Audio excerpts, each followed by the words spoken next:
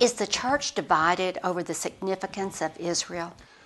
Yes, it is. There's a theology out there called replacement theology. And basically, replacement theology states that the church has replaced Israel, and that Israel is not really significant in terms of the age that we live in today, let alone prophetic issues.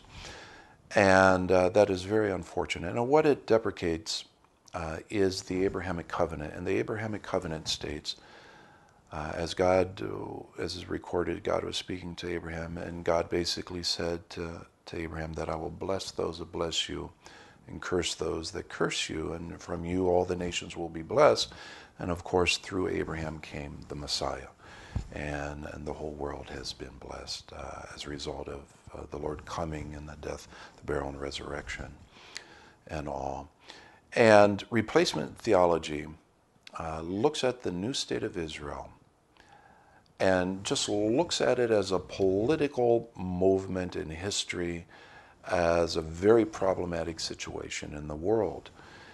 Zechariah said that he that touches Israel touches the apple of God's eye.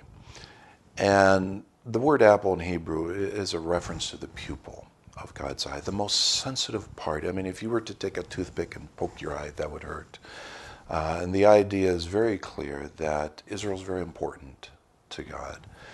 And there is a plan, there is a purpose for Israel's existence. The prophet said that in the latter days, Israel, the Jews will come from the north, the south, the east, and the west, all over the world.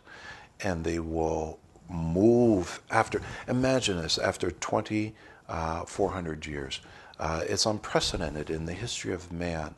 No one has ever been dispersed through the world. No ethnic group, no people group has been dispersed throughout the world.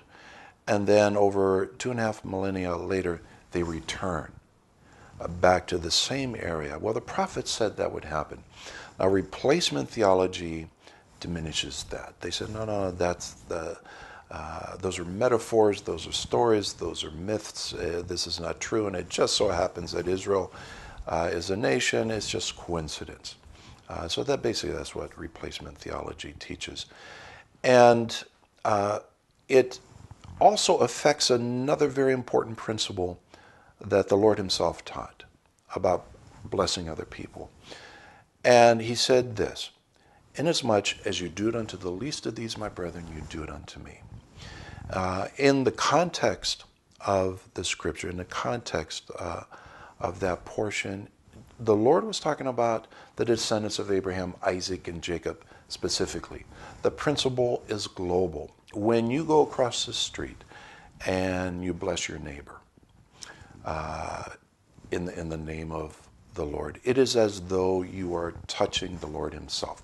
It is as though you are blessing the Lord literally right there.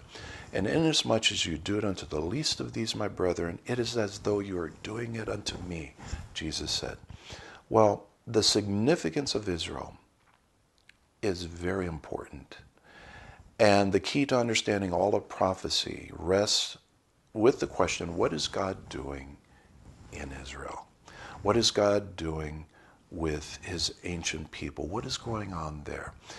And he is bringing them back to the land as he promised.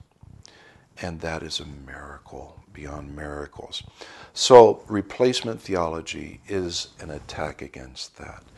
And it is unfortunate. There are many in the West who are beginning to embrace such a theology. And it is very dangerous. It completely is in antithesis to what is called the Abrahamic covenant.